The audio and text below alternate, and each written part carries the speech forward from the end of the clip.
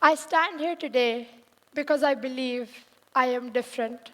I believe I have a story to tell, and I believe this would change your perspective. Hi, my name is Chavi. I'm 15 years old, the only child to my parents, and I was born with a condition known as clubfoot.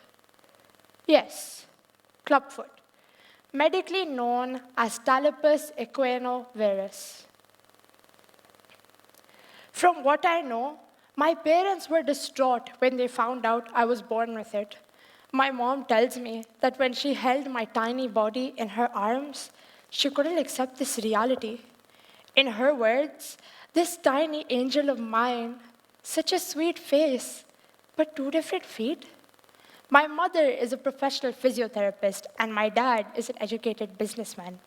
My mother treated patients like me in the hospital, but when it came to her own child, it was difficult for her to accept the fact that nature had given this condition to her daughter. Her happiness of being a new mother was dimmed because of this. On top of that, I was an atypical case, even more rare.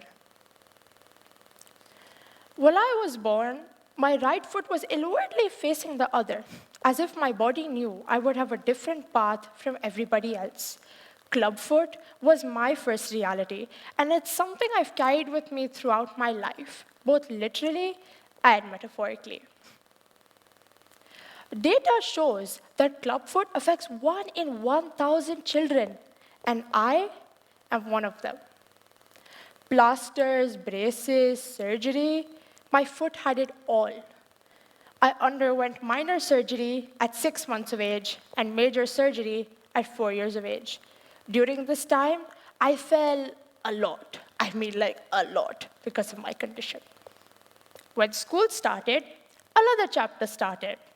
I was innocent, and so were others, but they were curious, observant, blunt.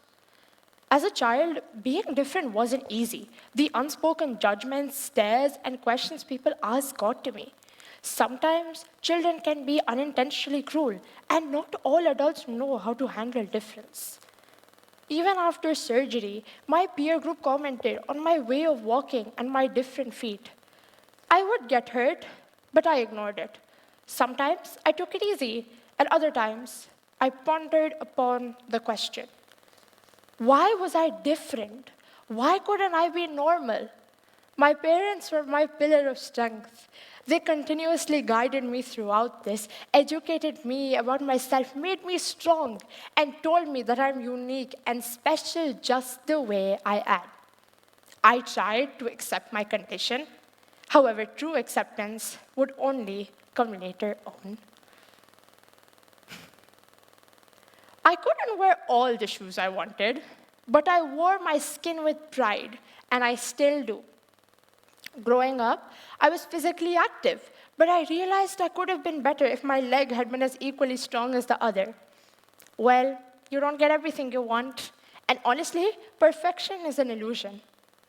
My family had been the backbone of support. They made me focus on my strengths, overlooking my foot limitation. It was then I learned that gratitude is not only the greatest of all virtues, but it is the parent of all others. Life moves on. I became physically, mentally, and emotionally stronger. I finally understood everything. I studied everything there was to know about my condition, and I turned into a beautiful teenager. Till a few years ago, my parents did not let me wear shorts or skirts. It was I who insisted and told them that I would handle people with boldness. My foot never stopped me from playing basketball, and I trained professionally. My foot didn't let me down, and I got on the school team too. Another thing, perseverance is not one long race. It is many short races, one after the other. Clubfoot shaped me in ways I couldn't have understood as a child. It taught me perseverance because every step I took required determination. It taught me empathy because I understood what it was like to be the odd one out.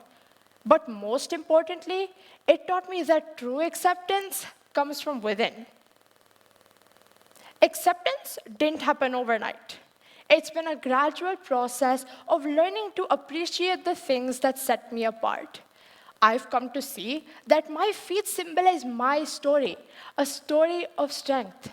I've also realized that the things we think make us different are often the things that make us unique, and difference is power. Before, I always hated my scars and found myself wishing for smooth, unblemished skin. But today, I see beauty in those scars, a testament to my strength and the journey I've been on.